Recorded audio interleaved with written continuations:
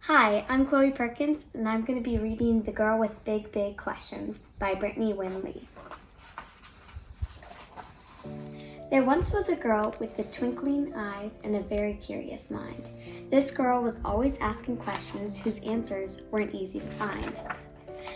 The world is so very interesting. She wanted to learn all that she could, from what makes a plane stay in the sky to what makes each person good.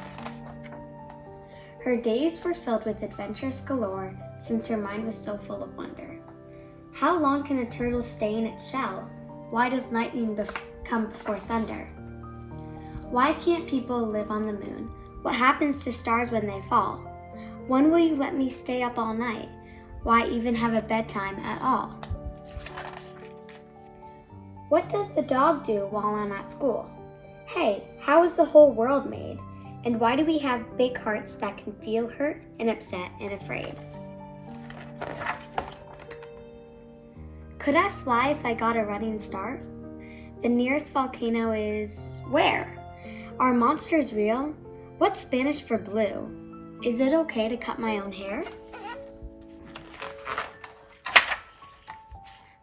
From the moment she opened her eyes for the day to time she was tucked into bed, she'd ask and ask and ask and ask every question that popped in her head.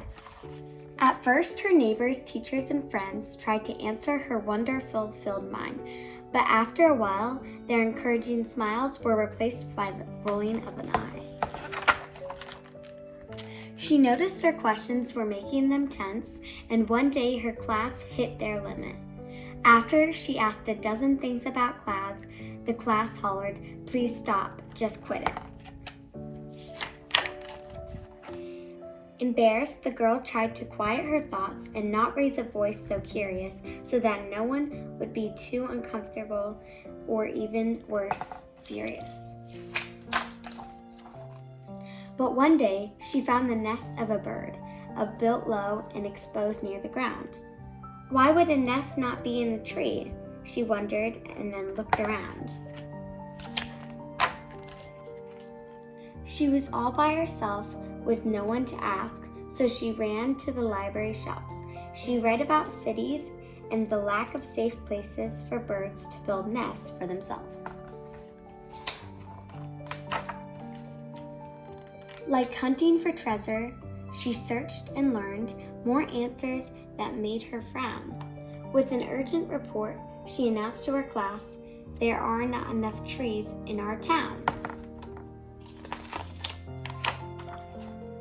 The class, now moved by this information, asked questions about how to embark on a project to help both the birds and their neighborhoods by planting more trees in their parks.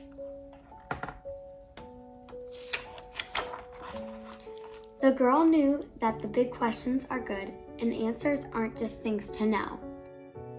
They are things to discover alongside each other. Asking questions is how we all grow. The end.